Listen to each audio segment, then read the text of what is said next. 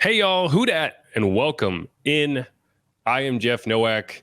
This is Inside Black and Gold, and this is still a hotel room in Irvine, California. We've gotten through officially a full week. Well, I've been here for a full week. The Saints are just about to get through their first full week of practice. They have 5 days under their belt. We did just witness today, this morning, the first padded practice. And so that's what we're going to get into. I've been busy all week. I was able to get out of Dodge and go see Deadpool yesterday. So spoilers, it's a good time. Go hang out. And if you have seen it, hit me up on Twitter or something.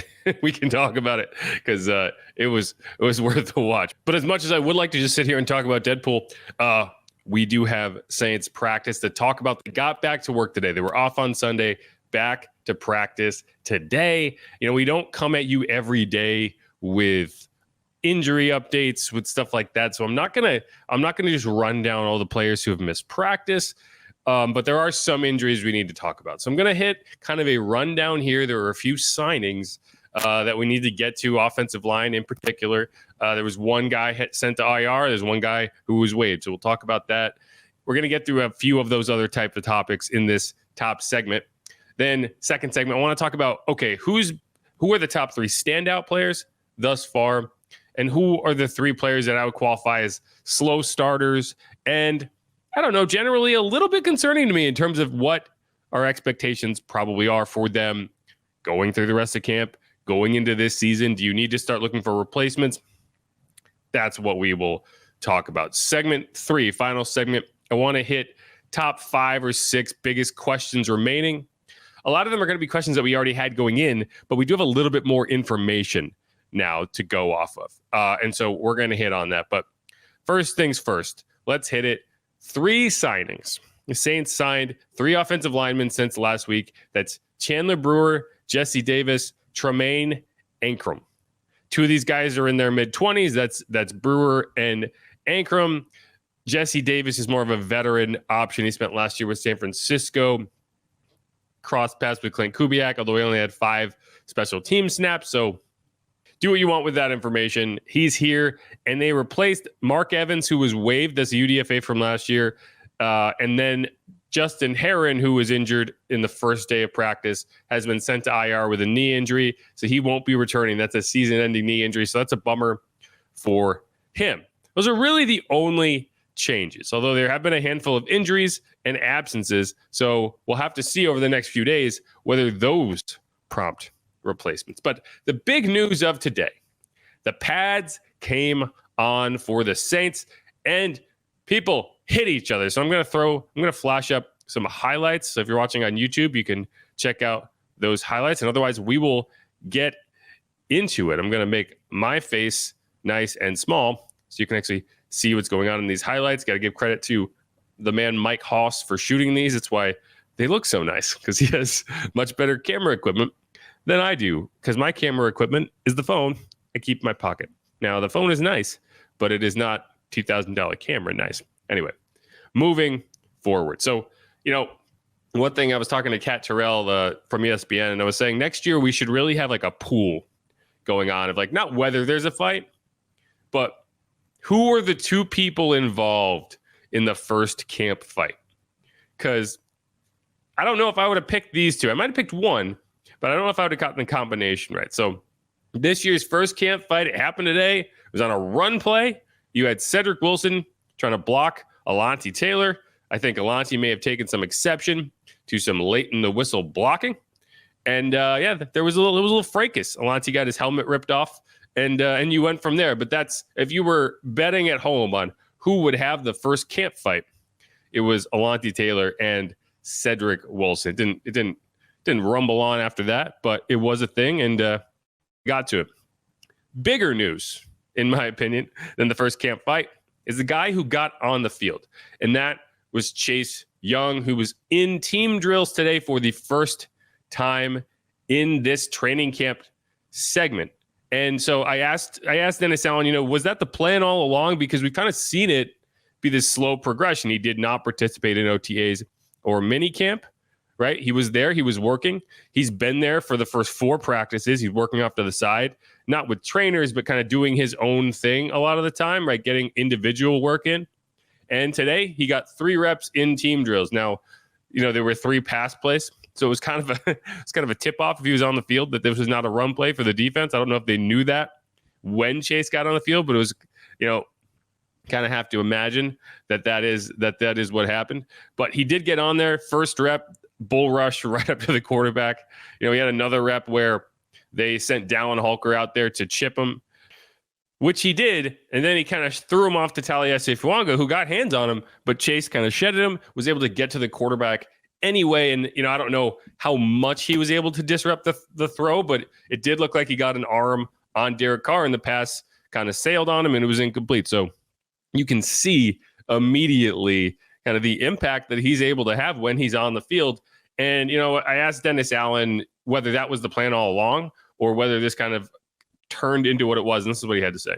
Defense. Yeah, with Chase, just in terms of his timeline, was this always a target in terms of potentially getting him back in the team, or is that just I think once we he met with the doctors when we got here on the 22nd, and he was cleared by the doctor for full participation. So I think at that point we probably accelerated this timeline just a little bit from where we probably initially thought it would be or potentially could be. So I like where he's at right now.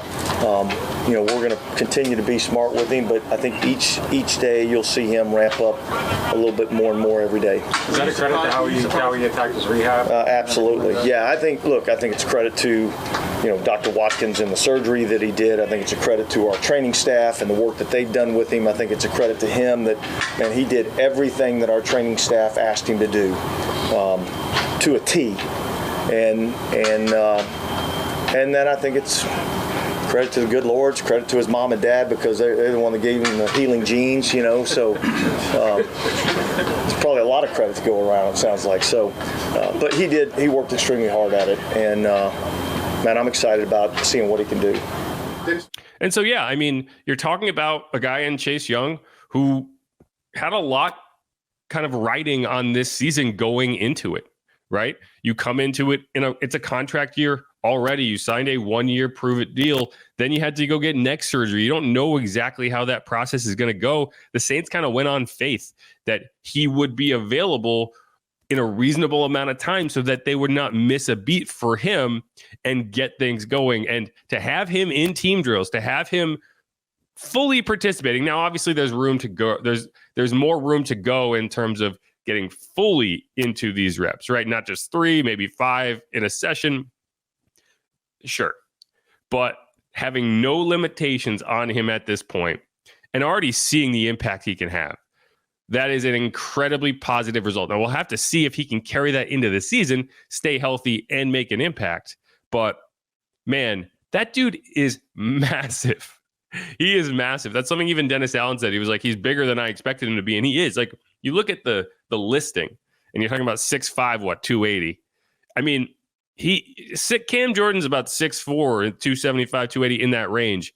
These are not the same, right? Peyton Turner is like 6'5", 275 in that range. These are not the same. Like Chase Young, like when you see him standing next to the rest of the Saints defensive line group, you're gonna be like, holy shit. How do you block that guy? And whether it's power, whether it's speed, I am very interested to see how he can impact the pass rush. Now, I wouldn't be surprised if you platoon him on rundowns versus pass downs, like you have Cam Jordan on rundowns, Chase Young on pass downs. But one way or another, I think you're going to see some serious impact from that group. And I think the combination could be the true star of that group. Not necessarily, we need one guy to do everything, right? And I think that's the biggest difference between, what the Saints past pass rush groups might have been versus what this one can be with legitimately 5 players who should get on the field. Moving forward, 2 pieces of less positive news and a couple injuries, right? Marshon Lattimore still out with that hip flexor issue. And so that means he's missed 3 consecutive practices. So that's Friday, Saturday, day off on Sunday, and Monday's practice, first padded practice. So that's a significant amount of time. Dennis Allen was asked today kind of where he stands on that injury and how he feels about it, and this is what he had to say. History the last couple of years, how concerned are you with what he's dealing with right now? Or are you happy that it happened early in camp? Well, look, I think anytime guys, have injuries and miss significant time, and then all of a sudden, you get to training camp and, they're dealing with something else that's going to cause them to, miss some time. It's concerning, and yet it's not. I'm not losing a lot of sleep over it right now. I think the good news for us is I do think that we have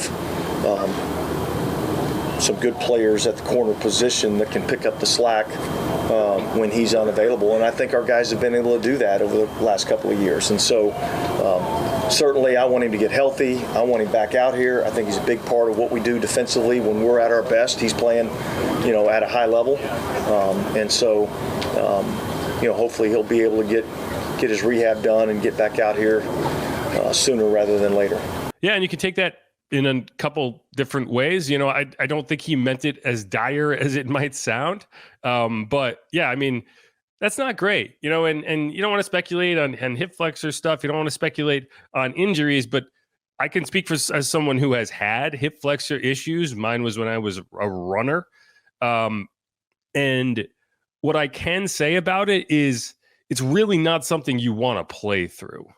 Right? It's not just soreness, it's progressive soreness, or at least it can be progressive soreness. So I think it's a situation where if you have something like that, you just want to make sure it's right before you send someone back out there. Now, Marshon's got a lot better treatment options that I had in high school, but it's definitely not something that you want to mess around with, right? And especially when you're looking at a guy who has missed significant portions of the last 2 seasons with different types of injuries, you have to start looking and wondering and saying, okay, can he stay healthy? Is he capable of it? Now, you could say it's a kind of a freak issue, but you got to go from there. One more bit of bad injury news. Nick Saldiveri went limping off the field today. Final set of team drills, and, that's not a positive sign. DA said it was a calf issue, and if you recall, Nick Saldiveri had calf issues during last year's camp as well, or at least early on in the offseason program. So that's something you're going to have to see. I watched him walk off the field. He did not look great at all. It looked like he was in a decent bit of pain. Anytime you're dealing with soft tissue stuff, it's a tough combination. And so you're looking at, okay, who might replace him? Probably Lucas Patrick, maybe Shane Lemieux. I think you're going to be looking at a veteran either way, but one way or another, that's going to be your first kind of wrench thrown into the offensive line situation, a group that you had some question about, and now you're already shuffling it. What I will say is I did kind of think that this was always going to go that way. You're going to give Nick Saldiveri reps, but in the end, you're probably going to err toward a veteran player. And so we'll just have to see how that goes the rest of the way. Hopefully he doesn't miss too much time and you can get him back out there and he can get a chance to earn that job, because I think there's a lot to like with Nick Saldiveri, and I think he's held up reasonably well. We haven't been saying his name much at all. Now, again, you're talking about no pads until today. So this is when you're really going to start to learn who he is as a player. And so it's a bummer that if he misses time, it starts now. So we'll have to see, but that's definitely a bit of negative injury news the Saints are going to have to navigate. My bet would be that you are not going to err toward a young player. I don't think it's going to be one of the UDFAs that you have run with the first team, because, I think you're hopeful. You're going to be hopeful to get Saldiveri back, and you're going to still give him an opportunity, I would imagine, to win that job. But I think your second option needs to be a veteran option. So between Lucas Patrick and Shane Lemieux, I would think that that's going to be your guy. And I've said this on this podcast all along. You were going to get toward the end of training camp and be like, all right, I don't want to start a rookie left tackle and effectively a rookie left guard next to him and then have call it what you want, Trevor Penning on the right side, who is a rookie at right tackle, if you want to put it that way. So that's going to be something. But that's really the news that came out. Like that's what we have here. It's something to keep in mind. It's something to watch. The Saints' next 4 practices are all in pads starting on Tuesday, but they do have that kind of broken up by an off day on Thursday. So there's going to be a lot more opportunities to talk about this stuff. Hopefully some of these guys can get back out there. One guy I'm also looking for is Xander Horvath. He was not out there on Monday, kind of inexplicably. So I don't know what's going on with him, but it doesn't seem injury related. So we'll have to find out. I'm also hopeful that Juwan Johnson is trending in the right direction. We've seen him running around and getting some of that work in. Now, when I say running, I don't mean running full speed, but you have seen him moving and catching balls, not during practice, after practice, kind of working on the jugs machine, getting balls thrown to him by staffers. So that's a good sign that he's trending in the right direction with his foot injury. He had foot surgery earlier this offseason. So we'll see. But that's kind of the rundown of news, notes, injuries that we're going to go through. And so let's wrap up that segment there. Again, I'm Jeff Nowak. This is Inside Black and Gold. We've gotten through 5 practices, got you the news, got you the injuries. Chase Young is getting going, and I'm excited about it. Next segment, we're going to get into standout players, guys who I would consider to be exceeding expectations right now. I've got 3 players that I want to talk about. And then slow starters, guys who I would consider to be a little more concerning. We're going to get into those. We'll have 3 of each. Final segment, going to be the biggest questions remaining as we go into the final 3 weeks of training camp out in Irvine as I continue to go a little stir crazy in this hotel room. Again, you can hit me up on Twitter at Jeff_Nowak. You can follow the show at Saints_pod. You can follow my co-host, who's not here right now, at Steve Geller, WWL. Otherwise, make sure to have that subscribe button clicked and stick around.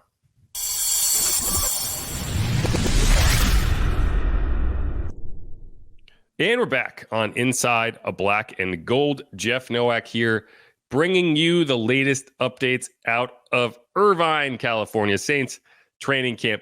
We just got through day 5, first day in pads. So we got some information. I go through all this every year where it's like, hey, I'm not sure until the pads come on. I need to see them in pads before I can answer that question. It's kind of a cop-out, but it's also just accurate. Like trying to pretend that you can make real determinations on offensive line, defensive line prior to the pads coming on is just like, hey, we looked at it, so why don't we make a decision?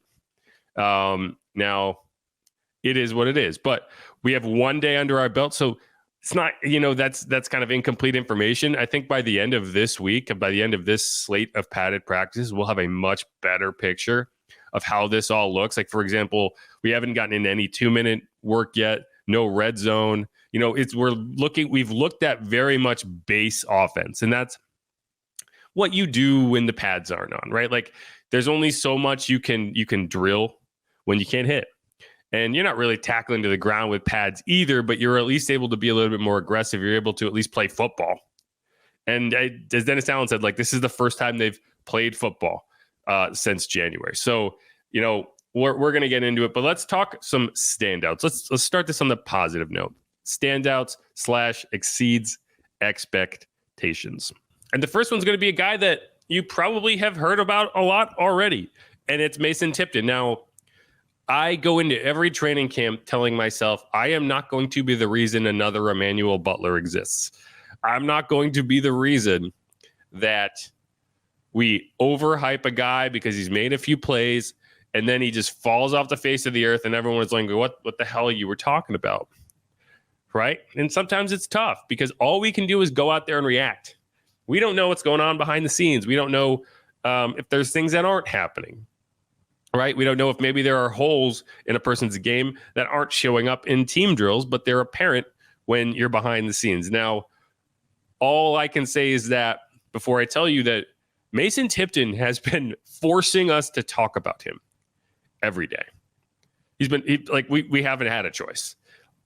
He's just been making that many plays. And so what do you do? You have to report it. And, this was the first time we saw one-on-one reps today. And I was like, okay, well, here's a chance for him to fall back to earth, right? If he gets locked up in all of these reps, okay. Maybe he just got lost in coverage a couple times and he got hit deep on a post. He got hit on a go. He got whatever. No, he lines up against Alontae Taylor. He snaps off a comeback route, leaves Alontae in the dust. And you're like, okay, I see you. Comes back on a fade, just runs Rico Payton out of the screen and catches the ball downfield. He made another long catch from Jake Hader in team drill. So it's like, okay, at what point do you have to start looking at it and saying it's not just a UDFA story? This is a story of a guy that's going to make this roster.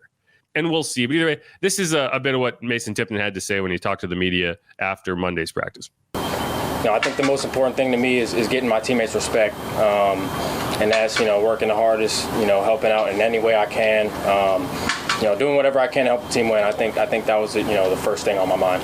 Do you feel like you've done that? Got your teammates respect? I think I'm on the way there. But I'm new here. I don't think, it's been enough time for somebody to even get to know me yet. So, building those relationships with these guys, showing them what I'm about. I think that's a stairway, stepping stones to each stage. What have you learned about yourself, just being out here and succeeding so far at this level? Nothing I didn't know already. I work hard. I tell myself I work the hardest. So, any moments out here is something that I've already believed that I could do. So. It's just, like I said, when I'm prepared, I trust myself that I'm prepared. I come out here to make the plays that I know I can make. DA was saying earlier that obviously they see the speed down the field, all that stuff. They want to learn more about what you can do as a route runner, underneath, yards after catch, all that stuff. What can you do on those other routes and after the catch? I think it's important to know that I can run the whole route tree. Obviously I'm fast, but, I've always been a deep threat receiver, but I can run every single route in the game, and I think that's what kind of makes me dynamic, especially in the pass game. And yeah, so Mason's a smart guy. He's a confident guy. What's become clear is, when he came in, it was like, okay, I know he's fast, but can he play fast? Like that was when I watched his tape at Yale, which you don't see a lot of Yale tape when you get to the NFL. Although I appreciate it because I also went to college in New Haven, so I have strong opinions on Pepe's Pizza. And Darren Rizzi, funnily enough, is a former coach at the University of New Haven. So between Mason, Darren, and myself, we represent 3 New Haven colleges because I went to Southern Connecticut which is in New Haven. Mason has us beat on the quality of that education, I think. But hey, you're gonna go from there. But yeah, so I'm just gonna couch this in. It's early. Right? Like, I'm not projecting this guy to make the roster. If I was filling out a roster today, I'd probably leave him off it. But in order to make a roster as a UDFA, particularly as a wide receiver, you've got to make yourself noticed early, and you've got to be consistent. He's done the first part. Can he do the second part? What I will give him credit for is, the speed didn't always show up on tape, but you watch him out there, and he's not just a burner. He's running routes, right? There is some level of subtlety in his route running that I appreciate from a young player. So we'll see how it goes. This isn't that unusual for the Saints to find a UDFA wide receiver that kind of bursts onto the scene, right? Even if you want to call Marcus Colston a draft pick, which obviously he was a draft pick, he was a 7th round pick. So that's as close as you can get to being the UDFA, right? Lance Moore was a UDFA, Rashid Shaheed, a UDFA, right? This team is very adept. Marquez Callaway, right? This team is very adept at finding wide receivers on that scale and working with them and helping them improve. So we'll see. But that's my first player. Now, keep in mind, a lot of these instances when I'm looking at standout players, again, it's the guys who exceeded expectations. So there are players who are playing very well, in my opinion. Alvin Kamara looks great. Eric McCoy looks great. Cesar Ruiz looks great, right? Demario Davis looks great. That they're doing what I expected them to do. So that I wouldn't call them standout players other than, these are just quality starters. Carl Granderson looks solid. Like, they are not disappointing me, but they are not outplaying my own expectations for them. Now, Pete Werner, on the other hand, is very much exceeding my expectations in terms of, okay, if he came out and just looked like the Pete Werner that we've seen over the last 18 months, I would have some questions. He has not. He has come out and looked like that Pete Werner that we saw in the first month of the 2022 season, where he was all over the field. He was tracking plays down. He was chasing down plays to the edge of the field, right? Like the speed was there. He was getting in position. He was making plays. And that is the player we have seen. Like, I've lost count of the number of times a linebackers coach or a defensive coach has run up after the end of a play and just been screaming, "Great job, Pete!" Right? Like they go out of their way because he is constantly making plays, chasing down Alvin Kamara to the edges of the field. Right? Screen plays that he's blown up. So I think he came in with a lot of pressure on him to perform, and he's absolutely done that. He has absolutely done that. And so we'll see as we go forward how much of a competition there is between him and Willie Gay for that starting will linebacker spot, but I haven't really seen one develop right now. And so for Willie, who I also think has played well, I think we're talking more about what is his kind of hybrid role in that linebacker room.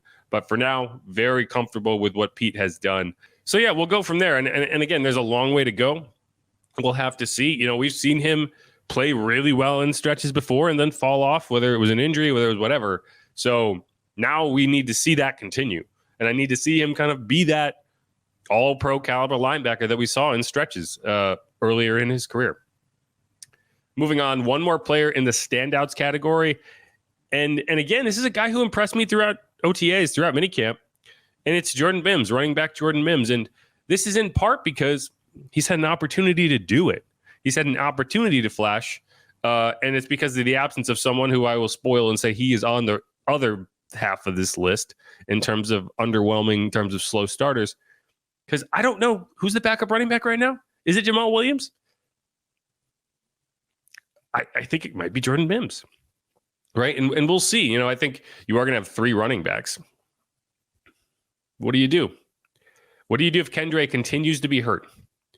Do you continue to try to force that issue? Or do you just cut your losses and move on? Now, that would be very frustrating to me if that's what you do.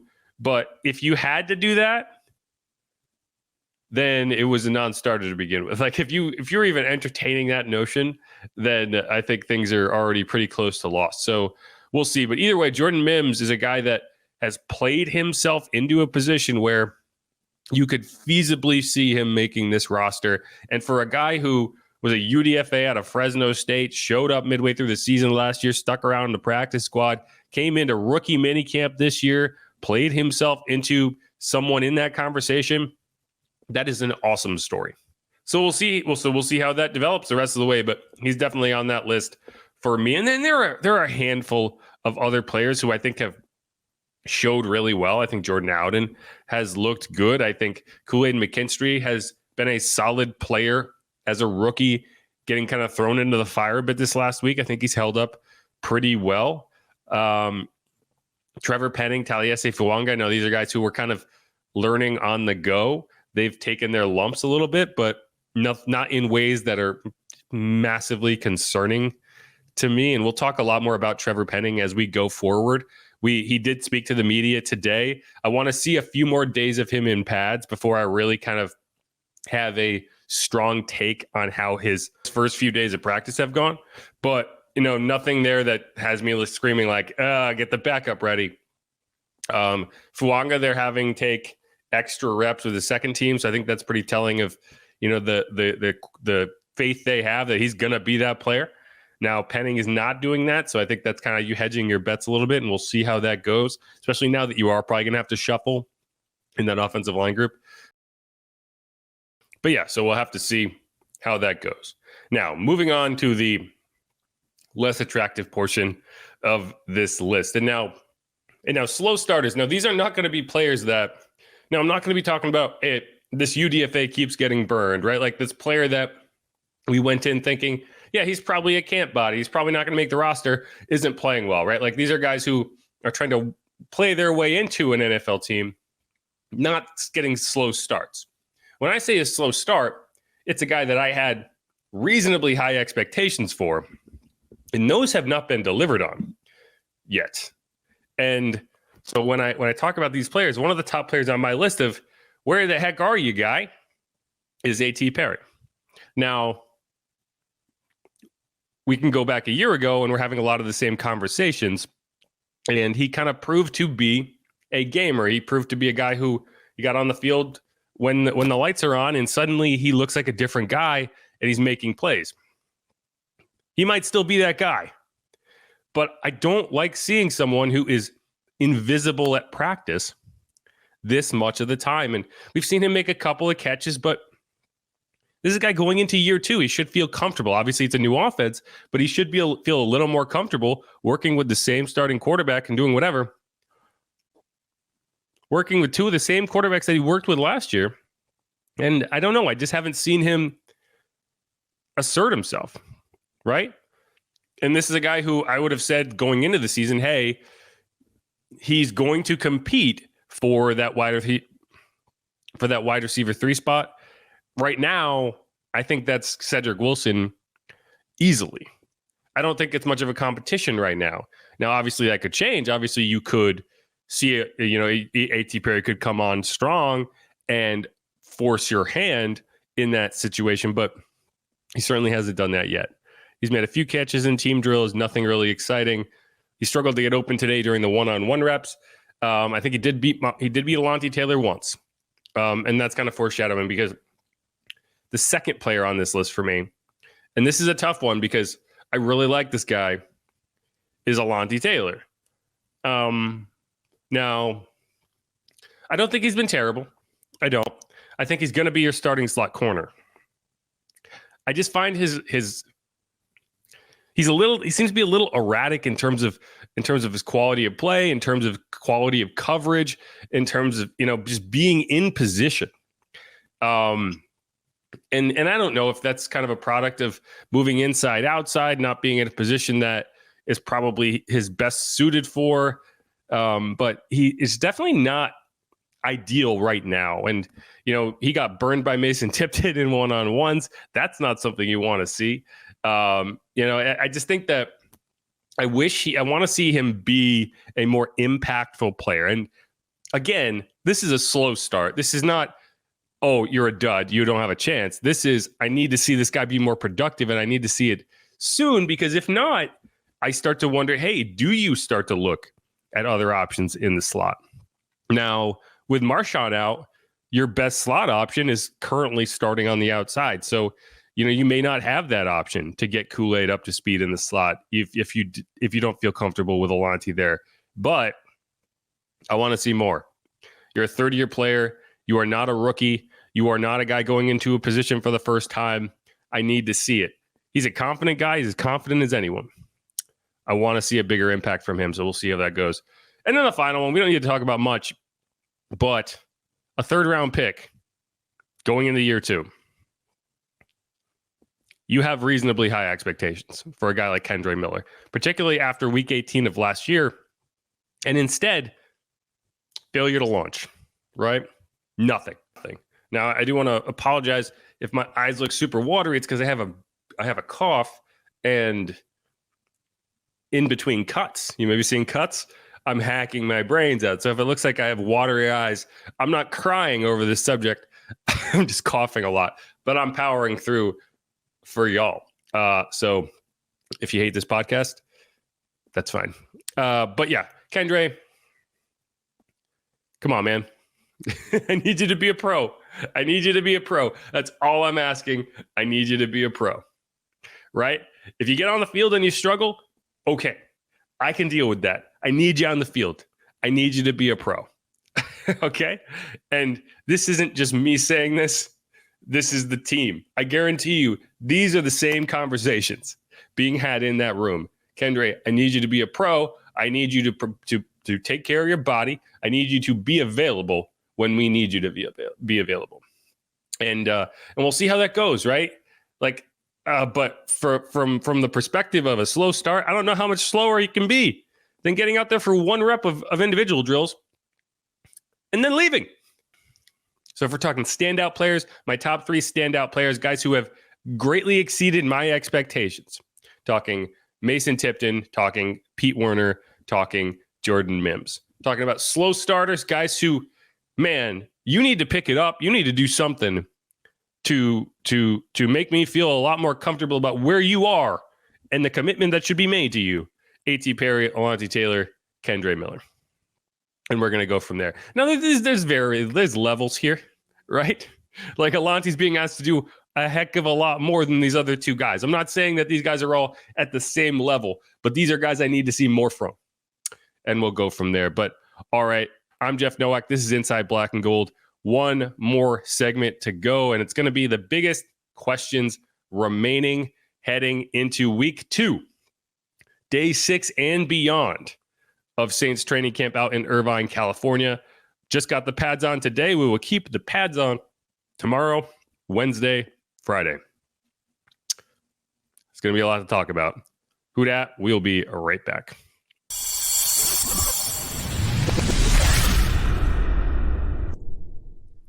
And we're back on Inside Black and Gold. One more segment to go. Coming at you after day 5 of Saints training camp. First day in pads. So we're getting a lot more information in terms of what real football looks like for this team.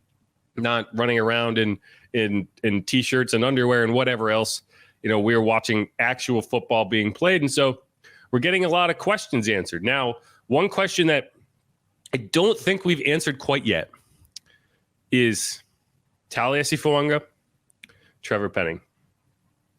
Exactly to what level can they be expected to hold up? And by that, I mean, like, I expect them to be the starters. Taliesin, 100%, barring injury. Trevor, 90%. I feel pretty confident about him being the starter. He talked about how he worked with Teron Armstead this offseason. I think you can see that in his approach, just in terms of, he just seems like a guy who mentally is handling the situation a little bit better, right? Like, I think he talked about it today. And again, we'll get into this more in the next, maybe in the next episode, maybe the first episode next week of, you're talking about a guy who I think he had trouble flushing mistakes in the past. And you would kind of see that build. Like, you would see moments where you're like, okay, I get it. Yeah, he's got it. And then you would see a mistake. And then you would see that build into another mistake. And then all of a sudden, he's not blocking anybody. And I think erasing that buildup is as important for him as anything else. Because, you're going to get beat. You're not going to win every rep as an offensive lineman.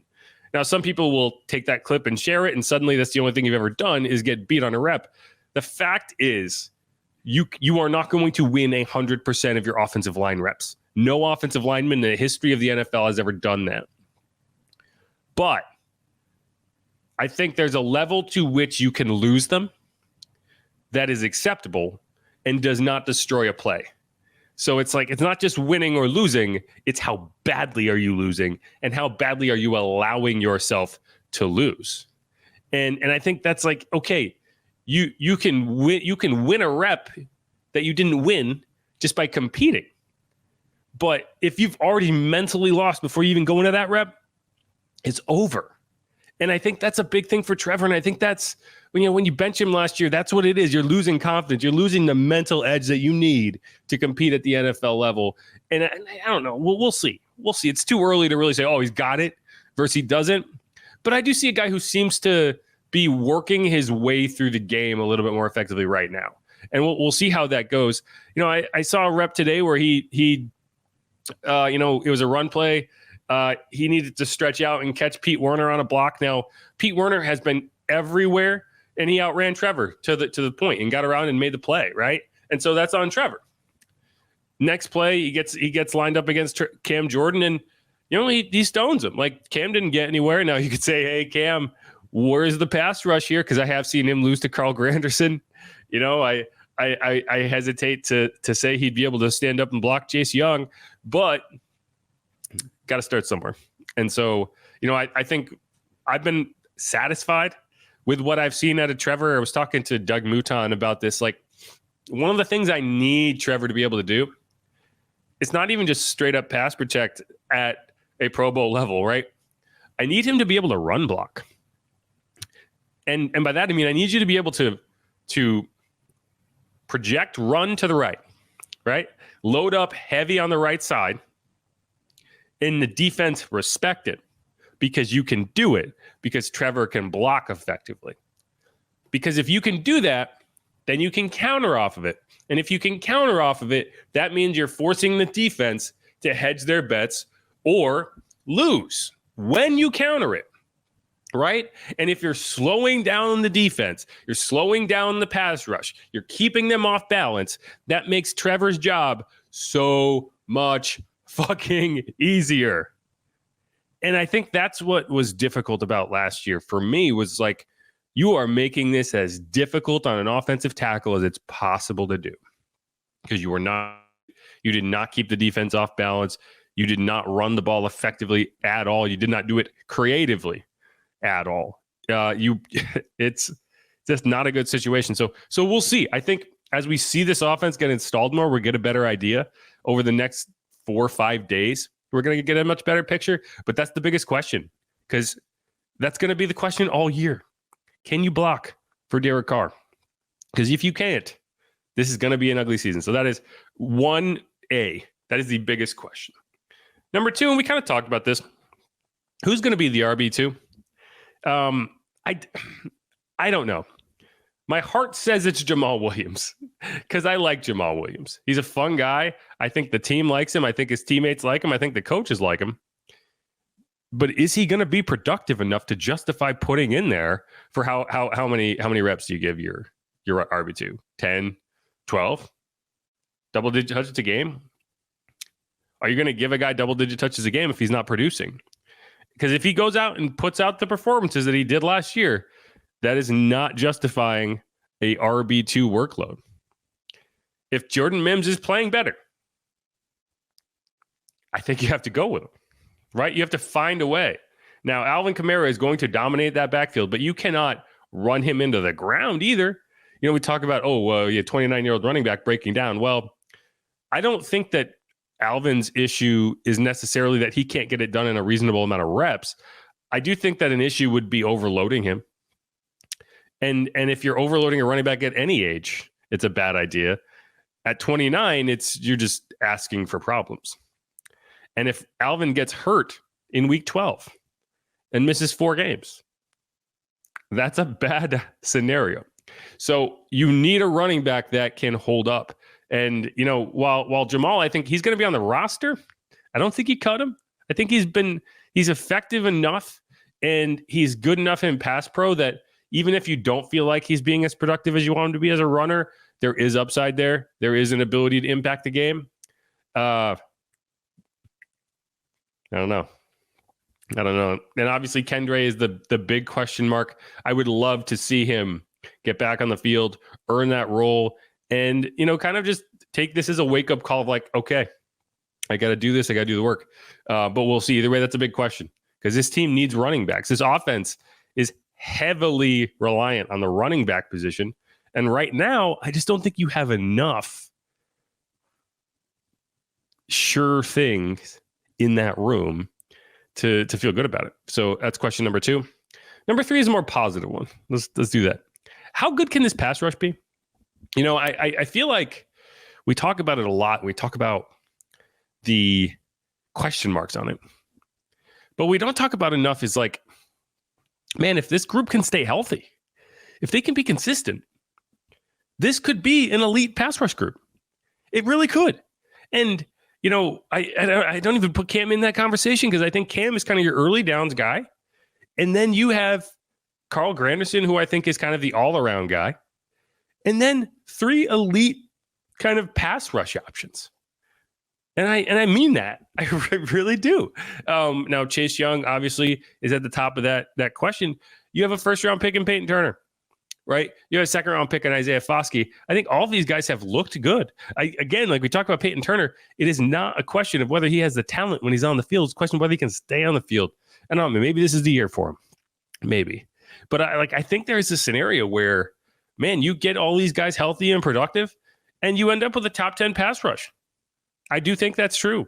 And we'll see. And I think it's going to come down to how creative you can be to get all those guys on the field, right? Like, I don't think this is going to be your scenario where you just pick the top 2 and run them out there for 80% of the snaps and go from there.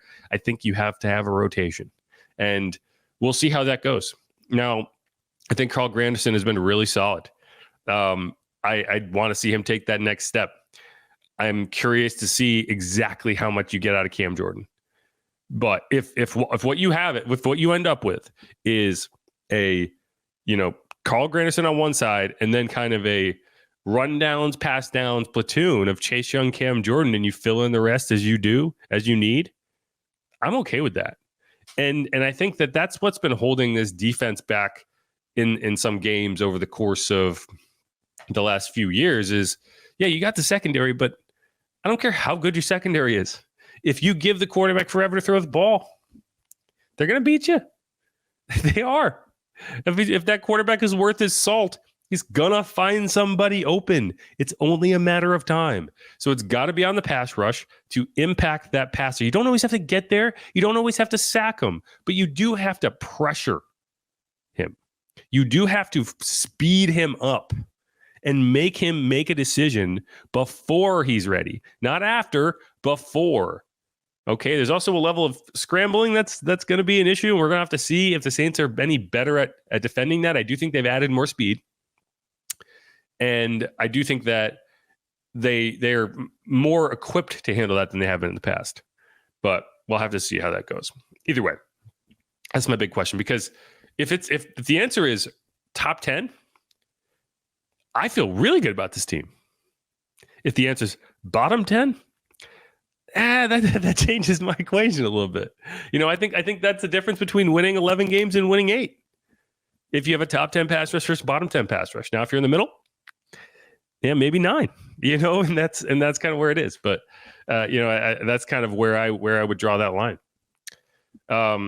When do you make a decision on the backup quarterback? Now, I don't think you have to do that anytime soon, but I do think you have to do it prior to the final preseason game. And I do think because I think you want, here's the thing. You're going to go into this season, unless you add a quarterback or you land on Nathan Peterman as your backup, with a guy backing up Derek Carr who has never thrown a pass in a regular season NFL game. And that's a scary thought when you consider how many times Jameis Winston got in a game last year, right? This is Derek Carr, while he's a tough SOB, is a guy who's gotten hurt. So I need that guy to be ready. I do. And I don't want that competition to go down to the wire, because I would like at least a couple weeks where I know who my backup is, he knows who he is, and he's able to get all of the second team reps. Heck, he can get some of the first team reps, right? Like, I need that to happen. So at some point you need to make a decision. So I expect this competition to ping up a little bit. Like, I expect there to be, you're in competition mode, but it's kind of like ho-hum, like, I don't know how much you're scoring, how much you're grading, how much of a decision you're actually making. But over the next 2 weeks, like into that first preseason game, and then I think the competition will come down to joint practices. And if you haven't made a decision by then, I will have been disappointed, because I don't want to see your backup quarterback only getting half of the second team reps against San Francisco in that environment. I want to see him get all the second team reps. Like, we didn't see Jake Haener when the Saints went out and faced the Chargers last year. We did not see Jake Haener get a single team rep against the Chargers, because those valuable reps need to go to the people who are going to be playing. So we'll see. I think that you're going to want to make that decision prior to those joint practices. But either way, but if that's the case, then that competition needs to ramp up now. And we need to start conversations about who that guy is actually going to be. But that's a big question for me. A couple quick ones. If Marshon's injury lingers, are you going to start a rookie cornerback in week 1 on the outside? I think you will. But we'll have to see. But that's a big question. You did it with Marshon. When Marshon was a rookie, you started him week 1, and he delivered right away. He was the defensive rookie of the year. Now, if you're a betting person and you think that this Marshon injury is a serious problem, and you do not have faith that he is going to get back, you think they're going to move on from him, you think they're going to do whatever, go bet Kool-Aid McKinstry for the defensive rookie of the year. because if he's in there week 1 and he's your starting outside corner and you don't move off of him, he's going to win that award. And we'll see. But that's a question, right? Like, I think at a certain point, you have to consider, hey, would we be better off moving him into the slot, sending Alante outside where I know he's more comfortable, and going from there? But again, that's all going to be contingent on this injury for Marshon. Hopefully you get him back soon. It stops being a question. Hopefully this is more an abundance of caution than anything else, and you'll go from there. But I do think you seriously have to start considering that question is, do you start a rookie week 1 at outside corner across from Paulson Adebo? Because that's stressful if you do. All right. One final question. This is kind of following on a series of statements I've made and whatnot about the kicker competition and whether there is one at all. Now, I've talked about how I don't think it's a huge competition. And I think Blake Grupe, I think Lou Hedley are going to be the prohibitive favorites to take those jobs down. That said, the last time we saw Charlie Smith kick, he went 7 for 7, and he made a kick from 58 with room to spare. Now, I would say that in that practice, he was getting a somewhat favorable wind. It wasn't at his back, but it was kind of a angled crosswind that, if you play it correctly, is going to help your ball flight, right? If you've ever golfed, if you play the wind the right way, you'll get extra distance. If you block it into the wind the wrong way, then it's going to hurt you. And so the way the wind was blowing, I'm not like, it was windy that day, but I don't think it hurt him, is my point. Blake Grupe today goes out. Now, he made his first 21 kicks of training camp. So before we say anything else, understand that he made 21 consecutive kicks. His final 2 kicks today, both from 55, both missed to the right. The first one had the distance. The second one, I think he tried to aim it a little bit more. It was kind of close. I don't know how far it got. It's tough to, without watching a replay, to see exactly where it was, but it did not go in. And now with these kicks, I would say that the wind did negatively impact the distance. So you have to kind of put that context in. That said, 2 consecutive misses from 55, not a great look. And if, other than the 2 close misses last year, which I would guess are more a procedural thing, I would guess it was something to do with the exchange, because he made 39 PATs without missing. My biggest concern would be, are you consistent enough from outside of 50? Now, again, he made 6 of 9 kicks last year from outside 50. I had some people saying, hey, he was inconsistent last year. I mean, only, I think it was 8 kickers in the NFL made more than 6 kicks outside of 50 plus yards. He made 2 in one game against the Patriots outside, so he can kick outside. I don't know, but if the door was not closed before, it might have creeped open a little bit, particularly if Charlie can continue to be consistent. Now, throughout OTAs, throughout minicamp, I would say that he was not consistent. I would say that he missed several kicks, and I would say that they were kind of all over the place. Like, he'd missed both sides. Maybe he's figured something out. We'll go from there. But if there is a kicker competition, we're going to find out, I would say, soon. And I think it'll come down to whether that's just a okay, this was a rough day for Blake, or if we've kind of created a scenario where we can't trust him outside of 50, because if that's the case, then I do think you kind of have an open competition. But that's my last question. I think Lou Hedley is kind of, his consistency makes a lot more sense.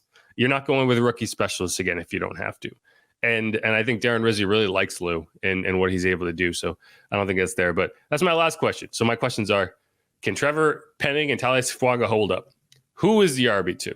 How do we develop that? And that's something that I think with pads on, you can really get an idea of how the running back situation is developed, particularly for a guy like Jamal. And, I've not exactly been nice about Jamal and his production. He is the type of guy who thrives on contact. So hopefully we see a little bit more from him now that the pads are on. How good can this pass rush be? I think they have a chance to be really good. When do you make a decision on the QB2? And what are your data points for doing that? Because it has to happen. I wouldn't say soon, but you don't have forever to make that decision. If Marshon's injury lingers, do you start a rookie cornerback on the outside? Because that stresses me out. And will there be a kicker competition at place kicker? Because right now Blake's kind of leaving that door slightly ajar. But all right, that's going to wrap up that episode of Inside Black and Gold from this fantastic hotel room that I have been living in. I've been living in it. That's the term. But I'm going to go get dinner, and then I'm going to edit this podcast, and then I'm going to go back to practice tomorrow, watch more Saints football, and we're going to be bringing you another episode later in the week. Probably do it live again. We had a kind of a late night live show. It's tough because Steve hosts a show until 8. I want to get him on here. We're talking 8 Central. So, I can host late here, but I think most of the fans are out in the Central time zone. So, we go late. If y'all would prefer a different time, if y'all have any topics you want us to talk about, if y'all have any content that you'd like to see, hit me up. We'll get into it. Again, I'm Jeff Nowak. This is Inside Black and Gold. You can follow me on Twitter at Jeff_Nowak. I've been sending out videos, daily kind of quick reaction posts, observations, content over at WWL.com. Make sure to check it all out. Also, check out Sports Talk. That's 4 to 8 p.m. Central. Myself, Mike Koss, Deuce McAllister, we've been on there every day since we've been out here, at least one of us, a lot of times 2 or 3 of us. So you can catch up with us there. And I'll continue for the podcast audience. I'll continue to pull some of those segments and toss them into the feed to get a little extra content there so we can, because it's tough I can't get on here every day and do an episode. But, if you want to follow along with the daily coverage, you can do that there or by checking out the Sports Talk podcast feed, which pulls every segment from the show and you can keep up with it every day. We're talking about training camp every day. But all right, who dat? Go Saints. Thanks everyone for listening. As always, remember to subscribe if you haven't already. Otherwise, be easy, folks. Who dat?